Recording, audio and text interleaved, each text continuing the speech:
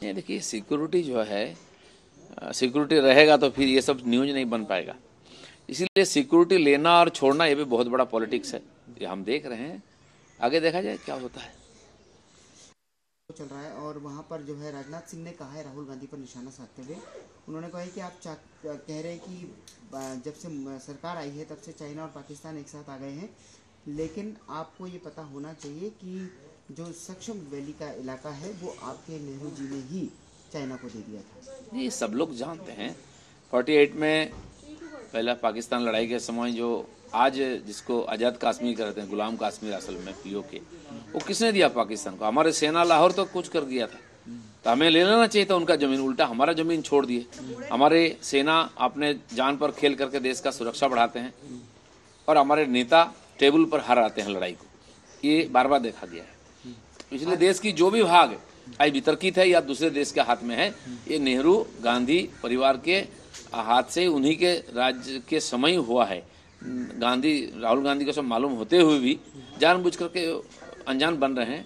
लेकिन देश के सामने सियाचिन, अक्साई चीन कौन दिया? उनके समय नेहरू जी का पार्लियामेंट में भाषण है, अक्साई चीन में जो बर्फ है, बोले वहाँ एक घास की तिनका भी नहीं होता है, वो क्या होगा?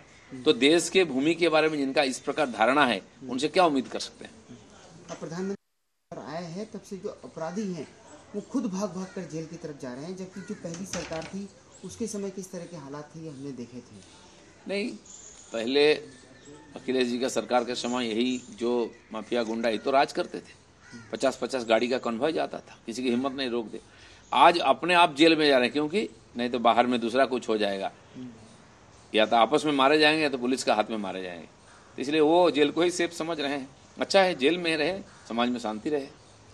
आज यूपी में कभी बिजली नहीं आई। हमारी सरकार, यहाँ पर कहा जाता था कि चांदनी रात है, यानी चोरों के लिए एक तरह से चांदनी रात हुआ करती थी। वो आते थे और चुरा कर ले जाते थे। लेकिन जब से हमारी सरकार आई है, हमने गांव-गांव में बिजली दी है और वो भी फ्री दी है। नहीं, वहाँ की जनता जो बोल रही है बाबा के लिए, जो बाबा है तो बस और कोई चिंता नहीं है, तो 5 साल में लोगों की उम्मीद बढ़ी है।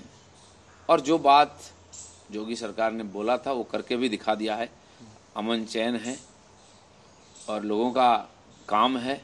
और जो शहर शहर पर कर्फ्यू चलता था, ना तो कर्फ्यू है, ना तो दंगा फसाद है, ना कोई पॉलिटिकल क्लास है, शांति है, तो स्वाभाविक रूप से लोग योगी जी को फिर चुनेंगे, इसमें कोई शक नहीं है।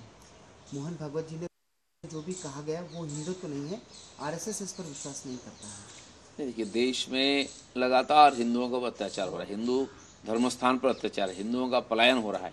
इससे संत भी कुपित हैं, उनका कष्ट होता है, उनके जो अनुयायी हैं, शिष्य हैं, उनका पर अत्याचार होता था। तो इसके पहले से तो मन में जो रोष है कभी कभी निकलता है। लेकिन आज देश की वातावरण बदली है, सरकार है, ना कोई हिंदुत्व पर चोट कर सकता है, ना हिंदू धर्मस्थान पर चोट कर सकता है।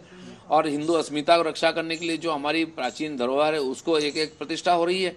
राम मंदिर बन रहा है, काशी का पुनरुद्धार हुआ है, वहाँ रामानुजाचार्य का इस प्रकार जो मूर्ति स्थापना हुआ, ये देश की अस्मिता का परिचय है। तो मुझे लगता है कि हिंदू समाज भी आज अपने को सुरक्षित समझ रहे हैं और यहाँ की देश संस्कृति भी सुरक्षित हो रही है। इसलिए संतों को भी अपना काम में लगना चाहिए। एक आखिरी सवाल, जो कोलकाता एयरपोर्ट की फाइल है वो ममता बनर्जी की टेबल पर फंसी पड़ी है। बिल्कुल है। जो बागडोगरा एयरपोर्ट है उसके बारे में चर्चा थी, प्रश्न था सिलीगुड़ी में, उसका कैपेसिटी से 4 गुना ज़्यादा लोड उठा रहा है, बोझ उठा रहा है। मैं भी कल वहीं से आया। छोटा एयरफोर्स का एयरपोर्ट है, कैपेसिटी कम है, लेकिन उसमें इतना विमान आवागमन करता है तो वो उसका कैपेसिटी से बाहर है। इसलिए काफ़ी साल पहले अनुरोध किया गया ज़मीन देने के लिए।